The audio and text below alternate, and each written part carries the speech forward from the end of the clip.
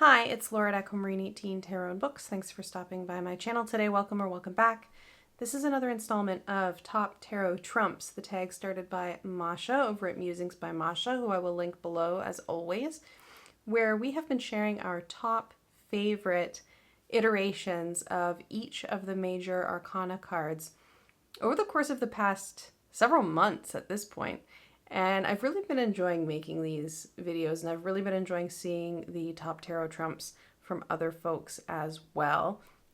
I have made a playlist of all of my VRs, so they'll appear in order, in major arcana order, and they'll be complete soon. I feel like there's not so many major arcana left, which is exciting to have that full playlist there. If you haven't checked out all of the VRs that other folks are making, do check them out. There's so many beautiful major arcana cards to see.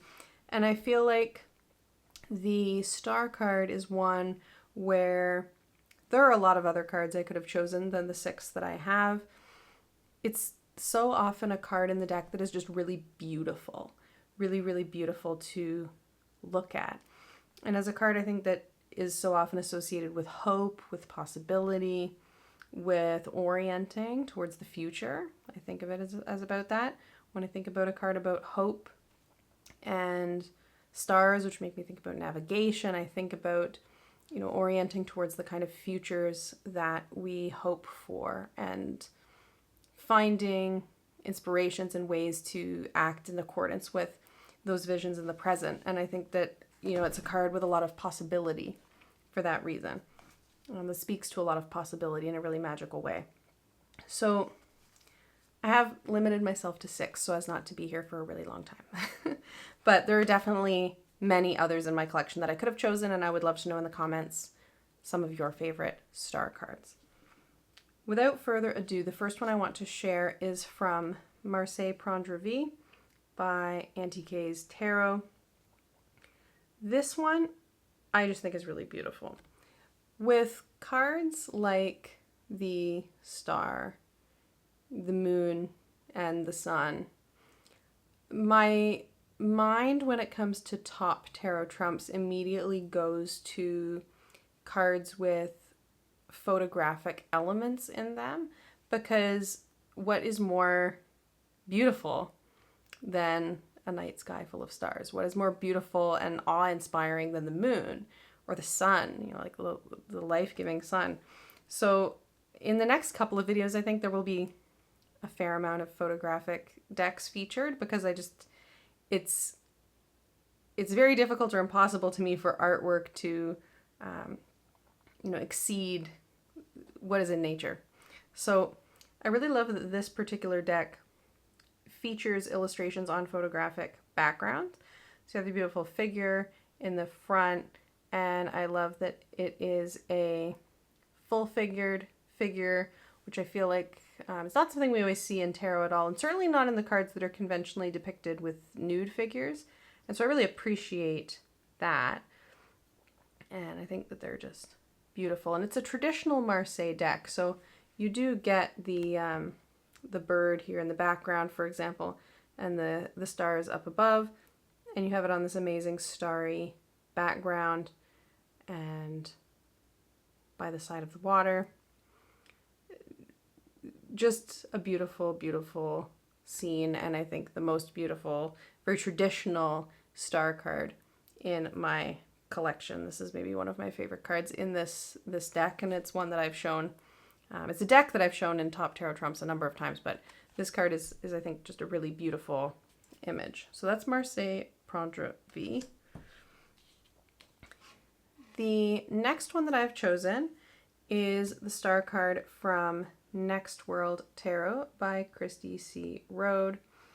And this one too is on the more traditional side in terms of star imagery, in that you have a figure with 2 pitchers who is pouring water, with one foot or leg in water and the other firmly on land. I just like some of the kind of symbolic additions that Christy C. Rode has made here. I like that there's lots of butterflies. I feel like butterflies, for a lot of folks, symbolize kind of possibility and change and growth and emergence and transformation in ways that the star card might speak to as well. So I think that that's a nice way of framing the person here. I also think that this one is interesting in that the pool of water is so very small. And of course, the Next World Tarot is one that is set in a kind of post-apocalyptic, almost, kind of a setting or landscape. And so it is a fairly barren scene. And in that kind of a scene, the water and its relationship to hope and possibility, I think, is very strong symbolism. I recently finished rereading Octavia Butler's Parable of the Sower. And in that book, that is very much a dystopian near future, water is scarce. It's even more scarce than it is in actual present day Earth. Right? It's very scarce. And so this water here, I think I look at a little bit differently than I do water in a lot of other star cards, thinking about, contexts like that. And I think that's a really beautiful image as well. The next star card that I chose, again, not really in a particular order, but the next one that I'm going to hold up to talk about briefly, is the star card from the Architect's Tarot by Youssef Boucheri. And this is another one that I just think is really beautiful. And this is a deck that the colors are really not captured on a camera very well. This deck is, I think, one of the most beautiful decks that I have. And the colors in this sky are just really, really extraordinary. And actually, I've chosen several that don't have a human figure in them at all. This one being one.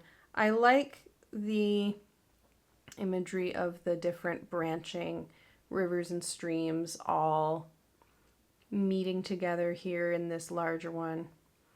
And there's even some snow on top of some of the mountains. So there's a lot of water in this star card.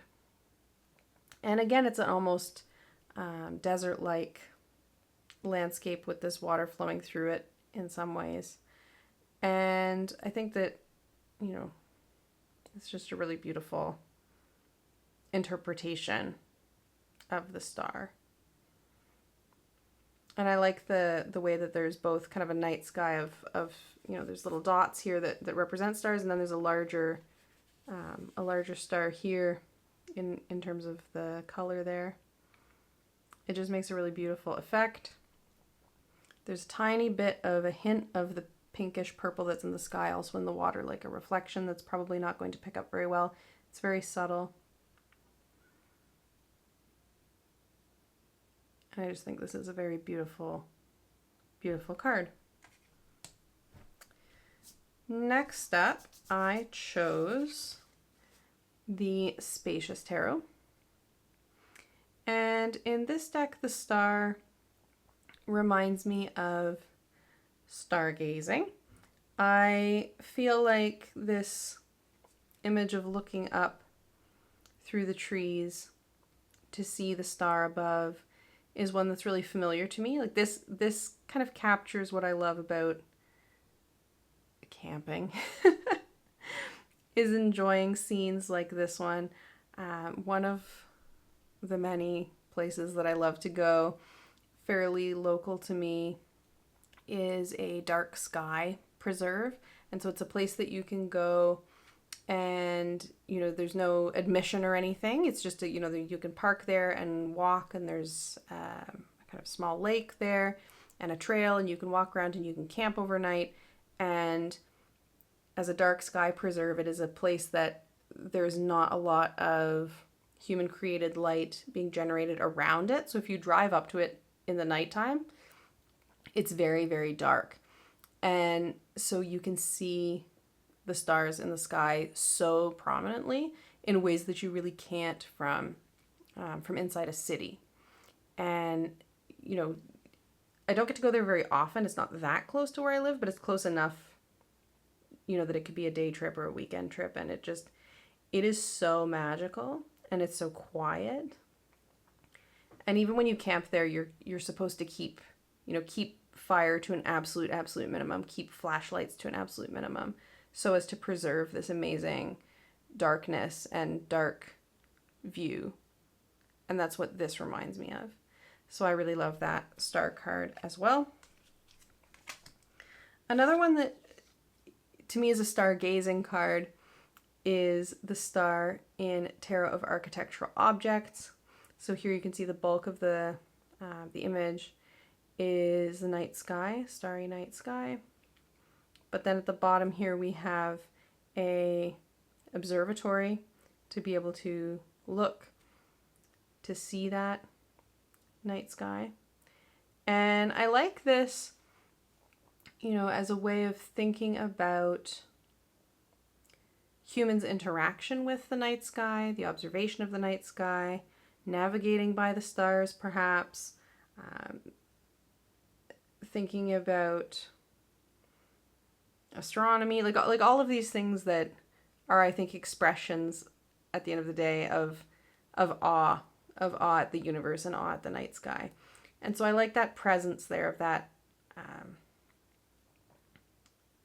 kind of telescope that reminds of that. And I think that it's just a really pretty card as well. And finally, I wanted to include one that is actually a rename. So the card is card number 17, but it is not titled the star. And I don't have a lot of renamed cards in my collection that are the star, the sun, and the moon. I feel like a lot of the time those titles are not changed. Plenty of decks in my collection do rename some of the majors, a lot of the time from a standpoint of maybe naming some of the overtly gendered titles to be more gender neutral, or naming the more kind of monarchical, or, you know, cards like Empress or Emperor to something that feels maybe more contemporary. But of course the sun, the moon, and the stars, you know, don't need to be renamed in terms of making them contemporary or making them gender neutral. So I feel like they're kept the same the most. But I did have one that was a rename that I thought of as one that I think is really powerful and really special. And that is from the Hoodoo Tarot by Tiana Lee McQuiller, who has renamed the star card to the grandchildren. You see maybe a grandparent's hands around a grandchild's hands there. And what this one I think conveys is, you know, the particular kind of hope and possibility and visions for the future that relate to leaving a world that is better than the one that we came into. You know, leaving the world better for those that come after us, trying to bring about futures in which those that come after us can thrive. And so, you know, in that sense, having a card that is so closely associated with hope, named for the grandchildren, I think is a really beautiful message as well. So those are my top star cards. Again, I would love to know what your favorite star cards are. Let me know in the comments, and I'll see you all again very soon for the moon, my perhaps favorite major of all. Thanks so much for watching, and have a great day.